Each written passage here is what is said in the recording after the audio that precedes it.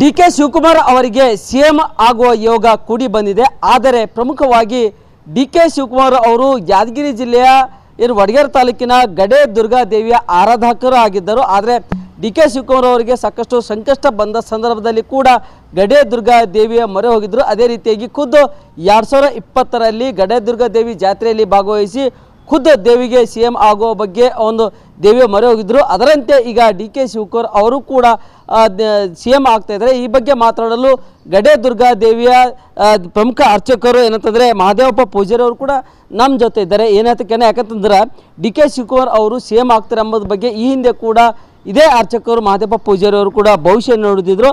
ಆದರೆ ಅವರ ಭವಿಷ್ಯ ಈಗ ನಿಜವಾಗ್ತಾ ಇದೆ. ಅದೇ ರೀತಿಯಾಗಿ ಡಿ ಕೆ ಶಿವಕುಮಾರ್ ಅವರು ಗಡೆ ದುರ್ಗಾದೇವಿಯ ಆರಾಧಕರಾಗಿದ್ದಾರೆ. ದೇವಿಯ ಕೃಪಾ ಆಶೀರ್ವಾದ ಫಲದಿಂದ ಅವರು ಕೂಡ ಸಿಎಂ ಕೂಡ ಆಗ್ತಾ ಇದ್ದಾರೆ. ಈ ಬಗ್ಗೆ ಮಾತನಾಡಲು ಗಡೆ ದುರ್ಗಾದೇವಿಯ ಅರ್ಚಕರಂತ ಮಹಾದೇವಪ್ಪ ಪೂಜಾರಿ ಅವರು ಕೂಡ ನಮ್ಮ ಜೊತೆ ಇದ್ದಾರೆ.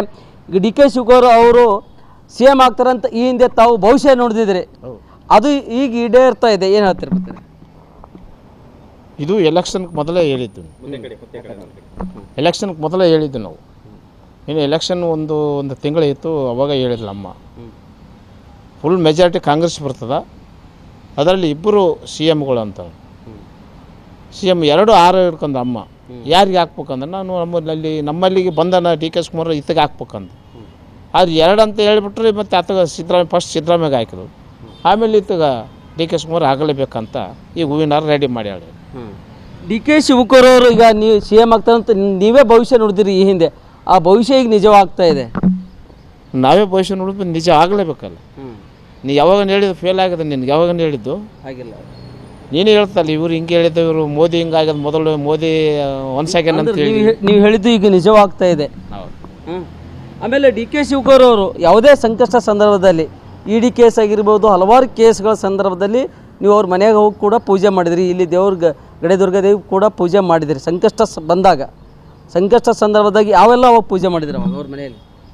ಅವಾಗ ಒಂದು ಸಲ ಜೈಲಿಗೆ ಹೋದಾಗ ಮನೆಗೆ ಕರೆಸಿದ್ರು ಅವರು, ಡಿ ಕೆ ಶಿವಕುಮಾರ್ ಅವಾಗ ಕರೆಸಿದಾಗ ಪೂಜೆ ಗೀಸೆ ಮಾಡಿ ಮತ್ತೆ ಇಲ್ಲಿ ಊರಿಗೆ ಬರ್ಬೇಕು. ಊರಿಗೆ ಬಂದ್ರೆ ಎಲ್ಲ ಆರಾಮ ಆಗ್ತದೆ ಅಂದು. ಅಂದ್ರೆ ಡಿ ಕೆ ಶಿವಕುಮಾರ್ ಅವ್ರ ಸಂಕಷ್ಟ ಬಂದಾಗ ಅವಾಗ ದೇವರು ಪೂಜೆ ಮಾಡಿದ್ಮೇಲೆ ಅವರಿಗೆಲ್ಲ ಒಳಿತಾಗ್ಯದ, ಒಳ್ಳೇದಾಯ್ತು.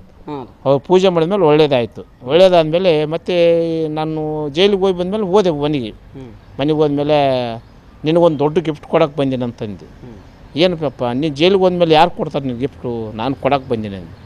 ಅದೇನಪ್ಪ ಅಂದ್ರೆ ನಮ್ಮ ಊರಿಗೆ ಬಂದ್ರೆ ಕೊಡ್ತೀನಿ, ಹೇಳ್ಕೊಂಡಿಲ್ಲ ಅದು. ಆಯ್ತು ಊರಿಗೆ ಬರ್ತಾನೆ ಅಂತ. ಊರಿಗೆ ಬಂದಮೇಲೆ ಆತ ಅಮ್ಮ ಅಧ್ಯಕ್ಷ ಪಟ್ಟ ಕೊಟ್ಟಿದ್ದು. ಮತ್ತು ಈಗ ಉಪಮುಖ್ಯಮಂತ್ರಿ ಆದ, ಈಗ ಮುಖ್ಯಮಂತ್ರಿನೂ ಆದ. ಡಿ ಕೆ ಶಿವಕುಮಾರ್ ಅವರು ನೀವು ಗಡೆ ದುರ್ಗಾದೇವಿಗೆ ಜಾತ್ರೆ ಬಂದಿದ್ರು, ಅವಾಗೆಲ್ಲ ಏನು ಪೂಜೆ ಮಾಡಿದ್ರು? ದೇವ್ರಿಗೇನೋ ಚೀಟಿ ಬರೆದಿದ್ರಲ್ಲ, ಏನಂತ ಬರೆದಿದ್ರು ಅಂತಾರೆ? ಆತನೇ ಎಲ್ಲ ಬರೆದಿಟ್ಟಿದ್ದಲ್ಲ, ನಾನು ಸಿ ಎಮ್ ಆಗ್ಬೇಕು ಮತ್ತು ಅಧ್ಯಕ್ಷ ಆಗ್ಬೇಕು, ಇವೆರಡು ನೆರವೇರಿಸ್ತಂತ ಹೇಳಿದ್ರು. ಆಗೋಯ್ತು. ಈಗ ಅಂದ್ರೆ ದೇವಿಯ ಆಶೀರ್ವಾದ ಫಲದಿಂದ ಸಿ ಎಂ ಆಗ್ತಾ ಇದ್ದಾರೆ, ಏನು ಹೇಳ್ತೀರಿ? ದೇವಿ ಆಶೀರ್ವಾದದಂತನೇ ಆಗಿತ್ತು. ಇನ್ನು ಮೊದಲೇ ಭವಿಷ್ಯನ 1 ವರ್ಷಕ್ಕೆ ಮೊದಲೇ 2 ವರ್ಷಕ್ಕೂ 1 ವರ್ಷಕ್ಕೂ ಮೊದಲೇ ಹೇಳ್ತು, ಇದು ಹಿಂಗೆ ಅಂತೆಲ್ಲ ಹೇಳ್ತೀವಲ್ಲ. ಅಂದರೆ ದೇವಿಯ ಕೃಪಾಶೀರ್ವಾದ ಸದಾ ಡಿ ಕೆ ಶಿವಕುಮಾರ್ ಮೇಲೆ ಇದೆ. ಎನಿ ಟೈಮ್ ಆತನ ಮೇಲೆ ಆಶೀರ್ವಾದ ಇದೆ. ಏನು ಈಗ ಅವರು ಸಿ ಎಂ ಆಗ್ತಾ ಇದ್ದಾರೆ, ದೇವಿ ಆಶೀರ್ವಾದ, ನಿಮ್ಮ ಭವಿಷ್ಯ ನಿಜವಾಗ್ತಾ ಇದೆ. ಆಗಲೇಬೇಕಲ್ಲ. ಈಗ ಅವರಿಗೆಲ್ಲ ಒಳ್ಳೇದಾಗ್ತದೆ. ಒಳ್ಳೇದಾಗ್ತದೆ. ಇದು ಗಡೆ ದುರ್ಗಾದೇವಿಯ ದೇವಸ್ಥಾನದ ಅರ್ಚಕರಂತ ಮಹಾದೇವಪ್ಪ ಪೂಜಾರಿ ಅವರ ಅಭಿಪ್ರಾಯವಾಗಿದೆ. ಈಗಾಗಲೇ ಡಿ ಕೆ ಶಿವಕುಮಾರ್ ಅವರ ಮೇಲೆ ಸದಾ ಗಡೆ ದುರ್ಗಾದೇವಿಯ ಆಶೀರ್ವಾದ ಫಲ ಇದೆ. ಆ ಫಲಪ್ರಾಪ್ತಿಯಿಂದ ಡಿ ಕೆ ಶಿವಕುಮಾರ್ ಅವರು ಕೂಡ ಸಿ ಎಂ ಆಗ್ತಾ ಇದ್ದಾರೆ ಎಂಬ ಮಾತನ್ನು ಆಡಿದ್ದಾರೆ. Nagappa Malli Patel, guarantee news, Yadagiri. Guarantee news, ಸುದ್ದಿ ಖಚಿತ, ನ್ಯಾಯ ನಿಶ್ಚಿತ.